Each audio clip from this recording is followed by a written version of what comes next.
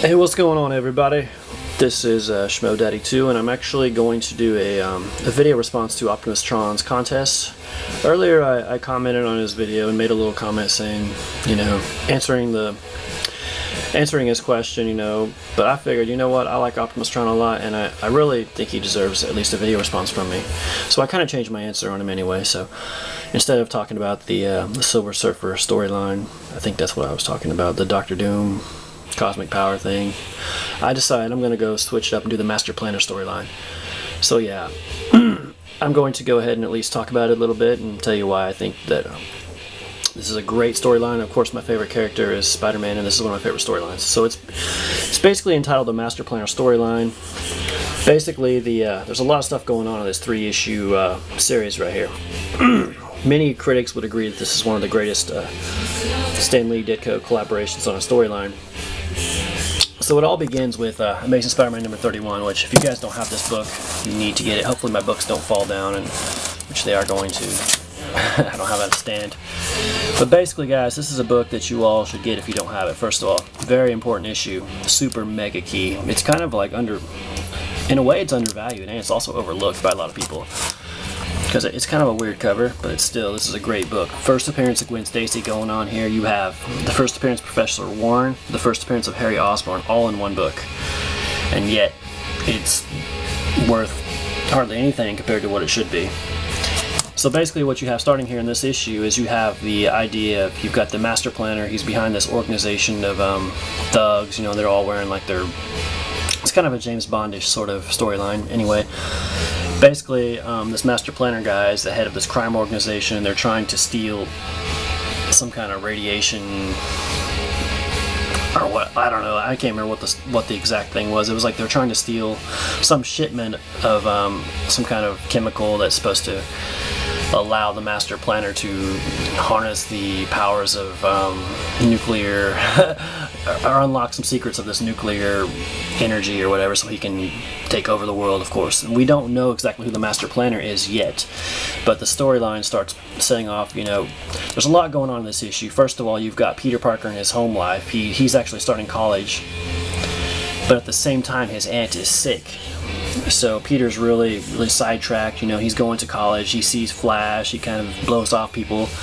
You know, Harry Osborn was wanting to talk to Peter, you know, because he'd never met him before, you know, and Peter just kind of blows him off, and same thing with Gwen. In fact, there's a lot of jealousy going on, you know, like Flash just can't stand puny Parker. Gwen Stacy actually seems to be mildly attracted to Peter because Peter is, you know, such a brainiac, you know, and Flash is trying real hard to get with Gwen. Gwen's not having it. But Peter, yet, no, you know, Aunt May's sick in the hospital, and he just can't really, he doesn't have the time to talk to anybody. Everybody thinks Peter's just blowing him off. So that's sort of the backstory going on in this issue. Not to mention, you know, Spider-Man is starting to fight with the Master Planner, you know, the organizers or whatever, all the little, in their underwater sea base and all that crap. So that sets the plot for this one. And then we're moving on to number 32. A lot more is going on behind the scenes.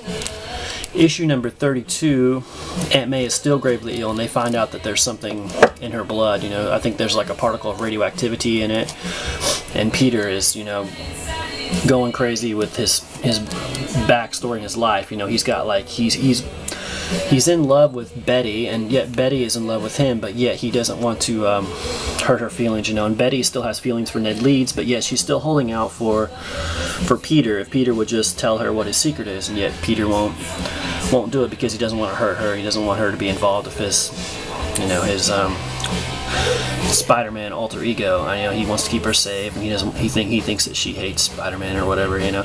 But Aunt May, they find out that I think that Peter actually donated blood, or gave her a little bit of blood in a couple issues before this or something, and that's why there's radioactivity in her blood. But yet she's gravely ill, dying, and Spider-Man has to fight really hard to get this serum that the Master Planner has stolen. And so he's going crazy trying to find out what's going on. He's trying to figure out where everything's at. So the plot gets thicker, you know, and there's a lot going on. He's trying to get money, you know, to pay for his aunt's hospital bills, all kinds of stuff. So that's what's going on here. You know, you guys should read this for yourself. I know obviously spoilers going on, but this is like a 45-year-old book. If you haven't read it yet, then that's your problem.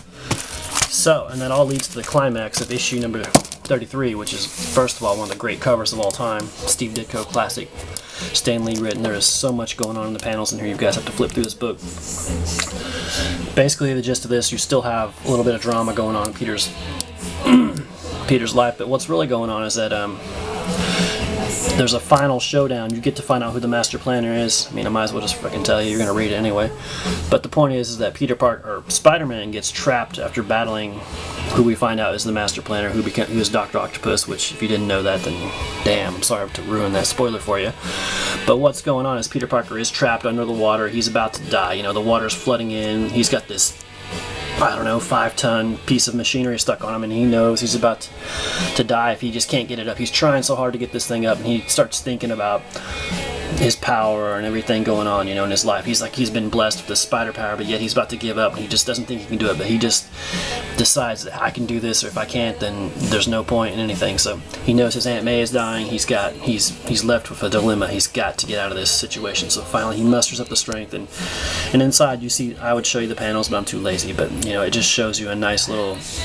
Steve Ditko actually came up with the idea of this, where you just see the struggle, the inner struggle, and you see the dismay. And as Spider-Man is just contemplating, and he finally just musters up the strength to do what he has to do.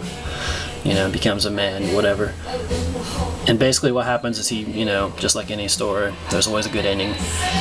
He gets out, barely makes it, barely gets this thing off him, gets the serum, goes to the doctor. He meets with Dr. Kurt Connors, you know, and he helps him test the serum on his blood and everything, and it works out. He gets it to the doctor. The doctor gets it to Aunt May in time. Aunt May survives.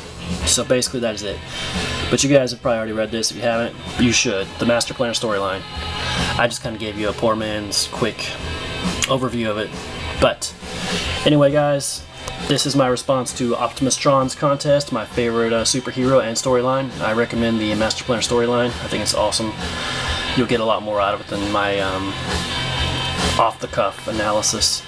I probably missed a lot of stuff and may have even misrepresented a few plot points, but you're better off just reading it yourself. But anyway, thanks again to Optimustron. He's a great YouTuber, always positive, always puts out great videos, always been a good supporter of my channel. Him and King Joe, great friends, both great people with great collections, and lots of love for these guys. They're great people. So thanks for watching, and subscribe to Optimustron.